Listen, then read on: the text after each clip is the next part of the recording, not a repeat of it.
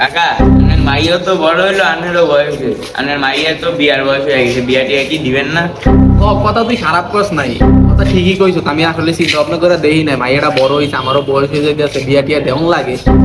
সমস্যা হলে আমি তো ভালো পাত্র পাইতাছি না। তোর কাছে কি ভালো পাত্র পাত্র আছে? থাকলে ম্যানেজ কর, দেখি বিয়া টিয়া দিতারিনি।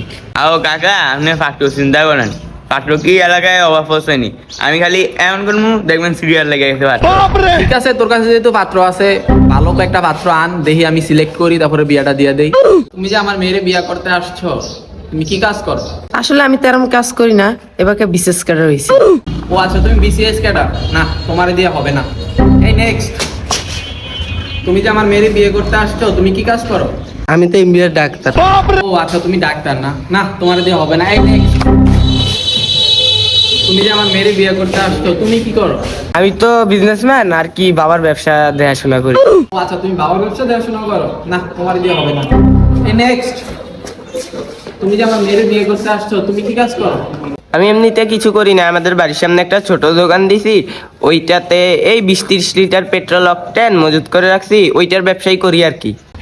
ও বাবা, তুমি কি বলো? তুমি অকটেনার পেট্রোল ব্যবসায়ী? তুমি ওগুলোর ব্যবসা করো? তোমারই তো আমি খুঁজি, তোমারই তো আমার মায়ের জামাই বানাবো। বাবা আই হাই, তুমি কই ছিলে এতদিন?